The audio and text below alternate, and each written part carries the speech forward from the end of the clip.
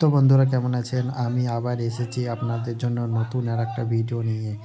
আজকে আপনাদেরকে দেখাবো যে ওএফডি করার পর কি করে মাল বা পার্সেল কি করে সাপ্লাই করা হয়। দেখছেন অনেক ছেলেই আছে একদম ওএফডি করে রেডি আছে। আর আমি রেডি হওয়ার পর আমার গাড়িতে একদম দেখছেন কতগুলো মাল আছে।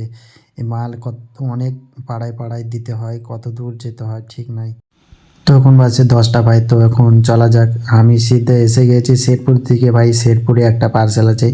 জানতে পারলাম যে ওই লোকটা না একটা ছাগলকে পাঠাইছে একটু পার্সেলটা দিতে। তাই ছাগলটাকে দেবো, তাই ছাগলটা ভাই লজ্জাতে পালিয়ে গেলে দেখতে পাচ্ছেন।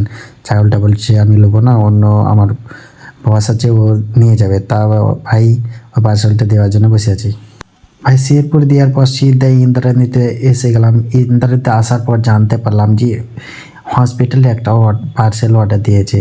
তারপরে আমি জানতে পারলাম যে হসপিটালে আবার কি রুগী মানুষ পার্সেল অর্ডার দিয়েছে। তারপর দেখছি ভাই সলমান খান দাঁড়িয়ে আছে আমার সামনে বডি বাই করে। আমি তো দেখে অবাক ভাই, একদম সলমান খান আমার সামনেই।